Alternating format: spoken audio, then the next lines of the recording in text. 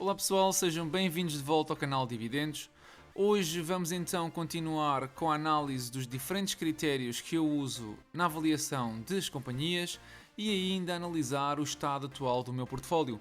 Não percam tudo já a seguir.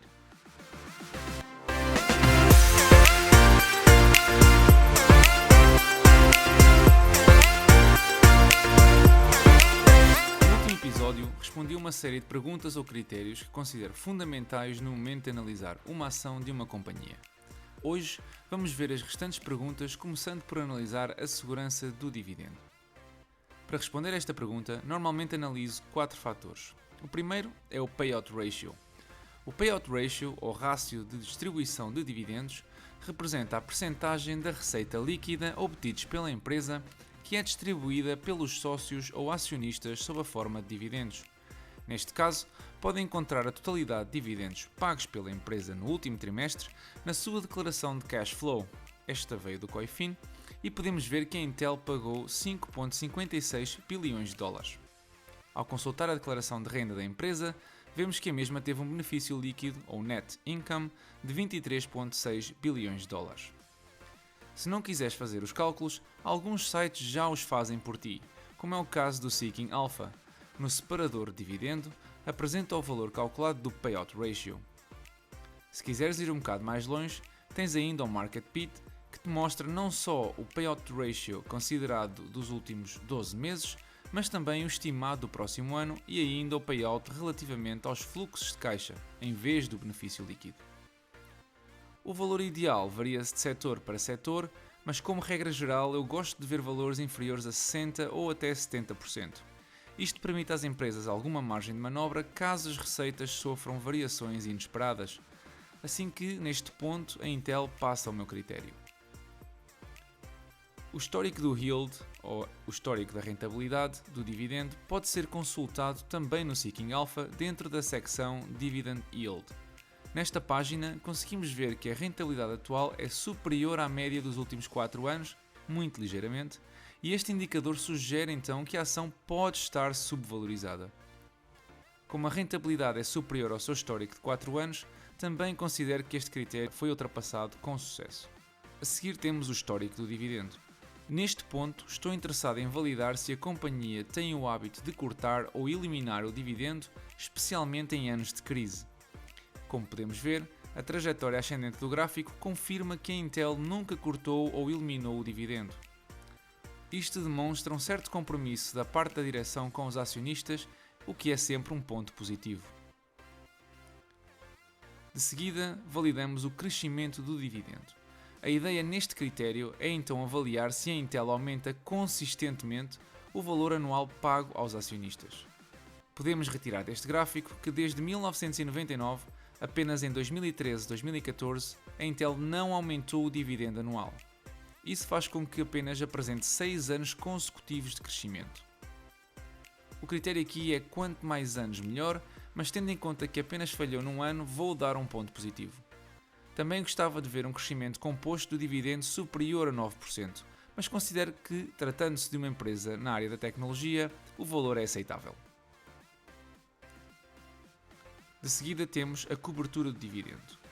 Neste ponto, quero confirmar que o dinheiro que a empresa gera é consistentemente suficiente para pagar os dividendos que ela anuncia. Acaba por ser um pouco redundante com o payout, embora neste ponto eu use o Free Cash Flow ou fluxo de caixa livre em português. Acedendo ao site StockRow, podemos ver que o Free Cash Flow cobre largamente o valor do dividendo, mais um ponto positivo. Confirmamos assim então que o dividendo da Intel é seguro. Agora vamos então analisar os critérios para responder à quarta pergunta: é a companhia rentável? Para analisar a rentabilidade eu uso 3 métricas. A primeira é o ROI. O ROI, ou Return on Equity, em português Retorno sobre Capital Próprio, aparece já calculado em quase todas as páginas que uso, sejam elas o StockRow, Seeking Alpha ou o Guru Focus. Não é mais do que o benefício neto sobre o património líquido. O resultado depende do setor para setor, mas como regra geral eu uso 15% como guia. A Intel apresenta o dobro. Ponto positivo. A segunda métrica é o ROIC. O ROIC, ou retorno sobre o capital investido, demonstra a eficiência da empresa em usar o dinheiro dos investidores para gerar receita. Um ROIC de 17% significa que por cada 100 dólares que o investidor aporta à empresa, ela consegue gerar 117 de receita. Obviamente que quanto maior for o ROIC, melhor. No entanto, ao consultar o histórico da Intel, vejo que passou de 33% em 2010 para 15% em 2019. Além disso, ao comparar o mesmo com a média do setor, 29,1%, vejo que está bem abaixo da média. Para referência, o S&P 500 apresenta um ROIC de 13%. Sendo assim, tendo em conta que apresenta valores superiores ao mercado, mas inferiores ao setor, a Intel não passa neste ponto. Vamos então analisar a margem líquida ou net margin. Vemos que a Intel apresenta 30% de margem líquida, bem acima dos 19,42% dos setores dos semicondutores, e que a mesma vem a aumentar nos últimos anos. O critério é então ultrapassado com êxito. Avaliar as métricas financeiras apenas da Intel não faz muito sentido, a não ser que as usemos para comparar com os competidores diretos e ver efetivamente se a empresa apresenta alguma vantagem competitiva. Podemos ver que a Intel não consegue garantir o primeiro lugar em nenhum dos três critérios. Importa também avaliar os restantes critérios e para isso podemos usar diretamente o Seeking Alpha. Na secção Peers, vou focar-me apenas nos 4 primeiros, pois apenas esses pertencem à mesma indústria. Podemos ver no que respeita ao crescimento da receita anual, em 2020, a Intel ficou atrás de nomes como a AMD e a Nvidia. As perspectivas do próximo ano também não são muito animadoras.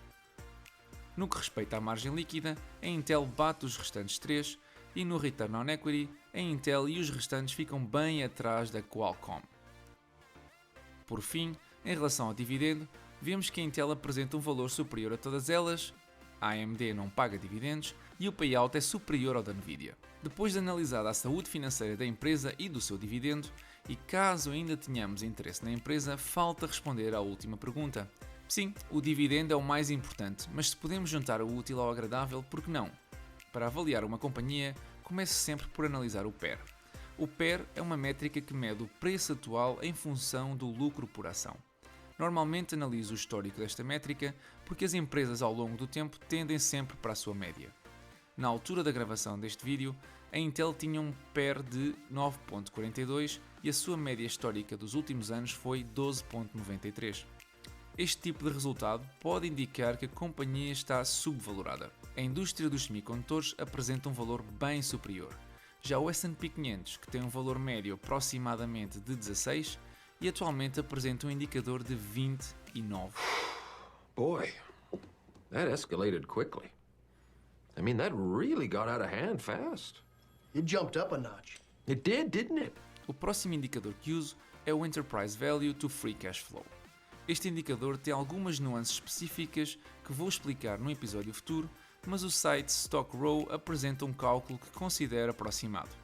A ideia é medir o valor de cada dólar do fluxo de caixa da empresa. Podemos ver que relativamente aos últimos 2 anos, nunca o fluxo de caixa da Intel esteve tão barato como agora. O mercado apresenta um valor médio para este indicador de 16, assim que a Intel supera este critério. De seguida veremos o Enterprise Value sobre o EBITDA. O S&P 500 apresenta um valor médio de 14 e a Intel está bem abaixo. Este é um indicador que nos ajuda a comparar companhias do mesmo setor e com estruturas de capital e dívida bem diferentes. Neste caso, quanto menor for o valor, melhor, e a Intel nem merece discussão. Por último, vemos o famoso indicador de Peter Lynch, o PEG. O Price to Earnings to Growth é basicamente um índice que combina o PER com a percentagem de crescimento esperado da empresa. Valores próximos, inferiores ou iguais a 1 são muito positivos. Valores superiores a 2 são considerados elevados ou caros. A Intel, apesar de se situar perto de 1,5, quando comparada com os principais competidores, mostra-se bem abaixo dos mesmos. Ponto positivo. Antes de passar ao portfólio, gostaria então de fazer um exercício convosco.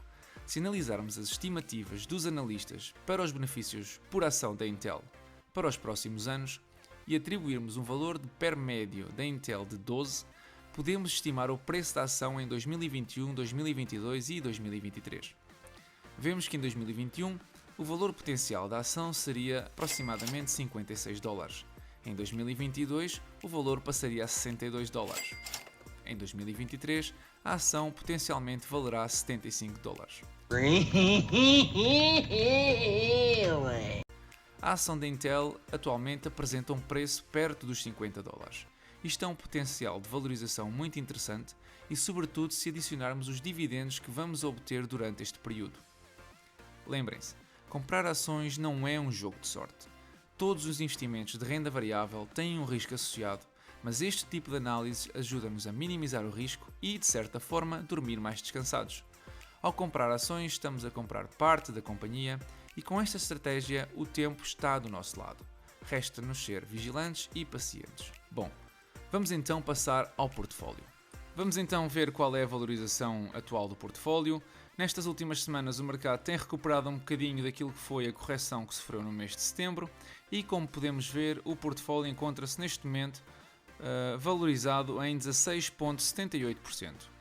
É uma recuperação de sensivelmente 4% em relação ao último vídeo e os dividendos encontram-se ligeiramente acima daquilo que eu mostrei no último episódio, encontrando-se agora nos 3,55% em comparação com os 3,52%. Isto reflete algumas subidas que foram feitas não só por algumas ações, por algumas companhias, como foi o caso da Starbucks, como foi o caso da Microsoft e outras que tais, mas também os pequenos investimentos que eu tenho feito ao longo das últimas semanas, quer do final do mês de setembro, quer ainda do início do mês de outubro. Como podemos ver, atualmente os dividendos rendem cerca de 568 euros. Este é um valor que ainda há que aplicar os impostos e, portanto, isto rondaria à volta dos 410 euros, mais ou menos.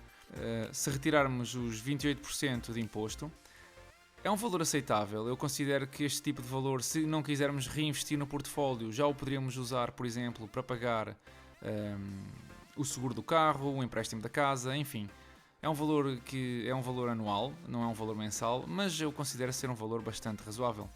A ideia durante este próximo ano é então ir aumentando este valor. Eu gostaria de, no próximo ano, estar aqui a mostrar-vos um valor perto dos 1000 euros. Não sei se vai ser possível, até porque não sabemos muito bem como é que as empresas vão reagir a esta recessão que estamos a atravessar, mas sem dúvida é um objetivo que quero atingir. Em relação à distribuição do portfólio, ela não sofreu muitas variações. Eu continuo a tentar equilibrar o máximo que eu possa os setores que eu considero, na minha opinião, que são aqueles que têm mais probabilidade de valorização e também de crescimento de dividendo. Em relação aos dividendos que foram pagos, podemos então ver que neste mês de outubro já foram pagos os dividendos da ADP, Automatic Data Processing, da Coca-Cola também, $1,74, e da Merck, que é uma farmacêutica também dos Estados Unidos, de 2,42. Os valores que vêm aqui já são valores semi-taxados, ou seja, as corretoras, quando pagam os dividendos, já ficam com uma parcela dos 28%. Neste caso, a Revolut fica com essencialmente 15% do dividendo e depois nós temos que declarar os restantes 13% cá em Portugal. Em relação aos restantes, tenho ainda dividendos da UGI, que é uma empresa de utilidade dos Estados Unidos, de eletricidade, e ainda da Viacom, que é uma empresa de telecomunicações. Se analisarmos os resultados do mês de setembro, que já ficou fechado, podemos então ver que foi o melhor mês de sempre e ainda o mês de outubro já leva com $6,67. Eu antecipo que o mês de outubro vai ser bastante semelhante ao mês de julho, possivelmente vai terminar ligeiramente acima, mas podemos ver a tendência positiva, o que é sempre agradável. Em relação às compras que foram feitas nestes últimos dias, eu posso-vos mostrar aqui o que é que foi feito. Portanto, vamos buscar desde o último episódio, vamos buscar apenas o setembro de 2020 e ainda no mês de outubro.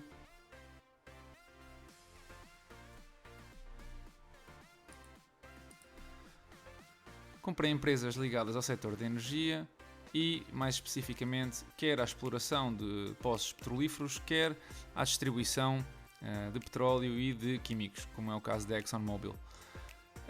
A razão pela qual eu comprei estas ações, o mercado num dos dias, não sei se foi no dia 21, no dia 29 ou no dia 1, penso que foi no dia 1, sofreu uma correção grande através de um rumor do Donald Trump e corrigiu as ações da Exxon em cerca de 5 ou 6% e eu aproveitei essa descida. O setor da energia eu entendo que não é um setor muito famoso nesta altura, a maior parte dos investidores estão-se a afastar deste setor, mas eu considero que nos próximos 5 a 10 anos ainda pode trazer bons resultados e por isso fiz estas compras. Não apliquei muito dinheiro, mas sim a tentar explorar um pouco aquilo que foi a reação do mercado a um rumor.